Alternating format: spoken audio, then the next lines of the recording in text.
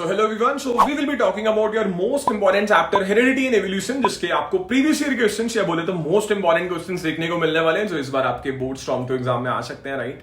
या आप कोई भी बोर्ड दे रहे हो, आपको ये क्वेश्चंस इंपॉर्टेंट लगने वाले हैं, ठीक है ना। और बहुत बार क्वेश्चंस रिपीटेड मिलेगा। मैं यहाँ पे 2016 से 20 की बात करने वाला हूँ। So these questions are going to be really amazing. और आपको लगेगा यार रिपीट हो रहे क्वेश्चंस, बिकॉज होते हैं बहुत बार रिपीट। और इस बार तो वैसे भी एवोल्यूशन वाला पार्ट आपका है नहीं सिलेबस में।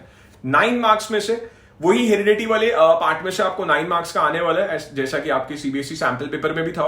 तो वैसा कुछ यहाँ पे आपको क्वेश्चंस देखने को मिल जाएगा। So let's get start with this.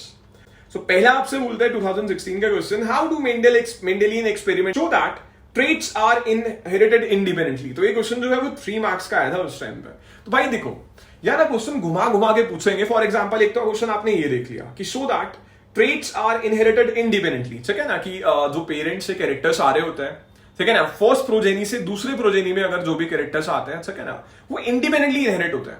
ऐसा नहीं कि अगर फादर में कैरेक्टर कैपिटल टी और कैपिटल टी है, भैया जो उसका सेकंड जनरेशन होने वाला है उसमें कैरेक्टर कैपिटल टी और स्मॉल टी भी हो सकता है, या फिर स्मॉल टी और स्मॉल टी भी हो सकता है, ठीक है ना। It doesn't depends that. ऐसा बिल्कुल नहीं होगा कि अगर फादर में जो कैरेक्टर है या फीमेल में जो कैरेक्टर है, ठीक है ना, मदर में जो कैरेक्टर है, वही कैरेक्टर्स आगे भी बढ़ने वाले हैं, ठीक है ना। जो प्रॉपर्टीज होती है वो एकदम इंडिपेंडेंटली इनहेरिट होती है। अब आपने ये मोनो हाइब्रिड क्रॉस में भी देखा होगा, ठीक है ना, जब हमने mono hybrid cross Mendel experiment पे सबसे पहला पढ़ा पी प्लांट का, राइट।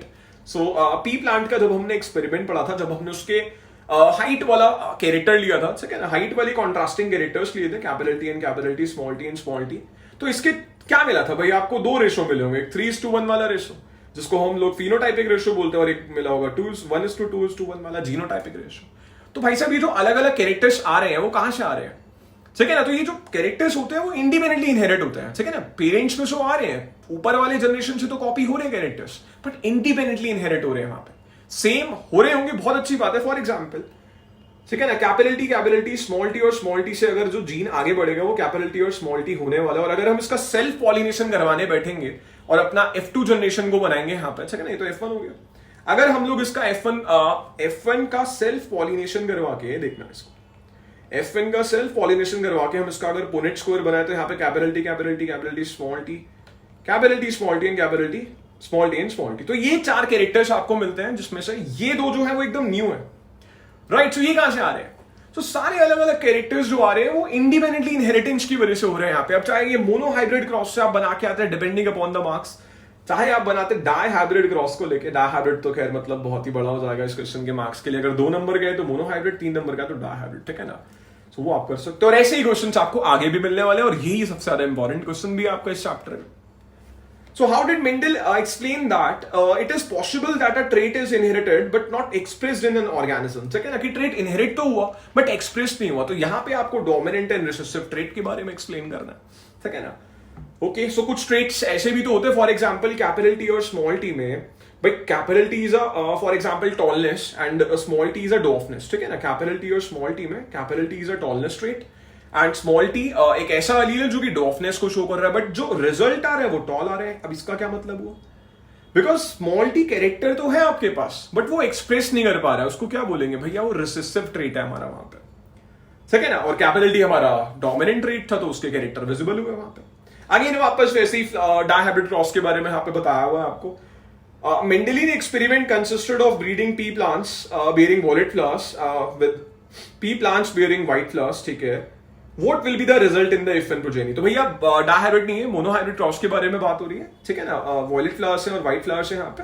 तो F1 प्रोजेनी में क्या आया होगा भाई, दोनों के कैरेक्टर होंगे, ऐसा बोलेंगे आप लोग। अब इसमें से आपको मानना पड़ेगा कि अगर वॉयलेट फ्लावर आपका डोमिनेंट है तो F1 प्रोजेनी में वॉयलेट कलर्स के फ्लावर आपको देखने को मिलेंगे वहां पे, राइट। देन 90 में वापस वही मेंडल एक्सपेरिमेंट आया यार बहुत बार, और इवन दैट एवोल्यूशन वाले क्वेश्चन आए भी थे तो मैंने ऐड नहीं किया बिकॉज काम के नहीं है अभी आपके वो, ठीक है ना। The next is acquired traits and inherited traits. तो ये पढ़ लेना, ठीक है ना, इतना तो पढ़ ही सकते हो, बहुत इजी वाला क्वेश्चन है, बहुत बेसिक्स है, आराम से हो जाएगा। द नेक्स्ट वापस वही है, what is the law of dominance of traits, ठीक है ना, एक्सप्लेन विद एन एग्जांपल। तो ये आप पढ़ने वाले हो, ठीक है। अब यहाँ ना ऐसा कुछ नहीं कि बहुत अलग सा कुछ आंसर आप लिख के आने, वापस वही है, आंसर मेंडेलियन एक्सपेरिमेंट से ही आएगा वहां पे, ठीक है, कि लॉ ऑफ डोमिनेंस क्या हो रहा होता है। आप क्या बोलोगे कि कैपिटल टी स्मॉल टी में कैपिटल टी का कैरेक्टर क्यों दिखता है, क्योंकि डोमिनेंट है, right. The law of segregation, the law of dominance, ये तीनों चीजें आपको जो है उस एक्सपेरिमेंट से मिलती है, तीनों लॉज उसी से मिलते हैं आपको। तीनों लॉ कौन से हो रहे होते हैं भाई हमारे वहां पे? Law of dominance, law of segregation, ठीक है ना, and law of independent assortment. वो तीनों लॉज जो है वो ये एक्सपेरिमेंट जो है वो एक्सप्लेन कर रहा होता है। The next is, why are the traits acquired during the lifetime of an individual not inherited? Explain. सही कह रहा। देखो जो चीजें हम लोग एक्वायर कर रहे हैं वो इनहेरिट थोड़ी कर सकते हैं। For example you are getting this knowledge from me, ठीक है ना, या फिर आपने कहीं से भी नॉलेज लिया, वो ये थोड़ी कि आपके नेक्स्ट जनरेशन में पहले से आएगा। ऐसा होने लगता है पता नहीं क्या ही हो जाएगा, फिर नहीं तो वैसा तो नहीं होगा। ये दोनों ही क्वेश्चन 5 मार्क्स के हैं, तो मिला के 5 मार्क्स है, बी पार्ट नहीं है, ठीक है ना। तो ये ऐसे वाले क्वेश्चन आपके एग्जाम में आ सकते हैं भाई, ठीक है। तो you can do all these question, अच्छे से प्रैक्टिस कर लो यार। मैं तो कहूंगा मेंडल एक्सपेरिमेंट को, बहुत आसान होता है यार, तुम लोग इसको करके जाना बड़े मजे से। एंड 9 मार्क्स का वैसे ही इस बार ये चैप्टर दे दिया तो भैया बहुत कुछ आएगा इसमें से, right. So thank you so very much for joining. एक और चीज, लाइव सेशंस जल्दी होंगे, ठीक है ना। बाकी रही बात आपके अपडेट्स के बारे में, तो आपको टेलीग्राम पे मिल जाते हैं, ठीक है ना। आप सर्च करोगे AD क्लासेस टेलीग्राम पे, या फिर इस वीडियो के नीचे भी लिंक होगा, वहां पे जाके टेलीग्राम ग्रुप को ज्वाइन कर लेना। सारे वीडियोस के एनफोर्स्ड लिंक्स वहां सारे कुछ शेयर हो जाता है, तो वो आप देख सकते हो। एंड इवन दैट आप दूसरा चैनल भी चेकआउट कर सकते हो, वहां पे भी चीजें आती रहती है, राइट। बाकी मिल रहे होंगे लाइव सेशंस में सैंपल पेपर एंड आपके 1 shot sessions on chemistry, physics and bio के ऊपर, तो बहुत जल्दी आएगा। So thank you so much for joining, have a great day, I will see you in the next one, bye bye.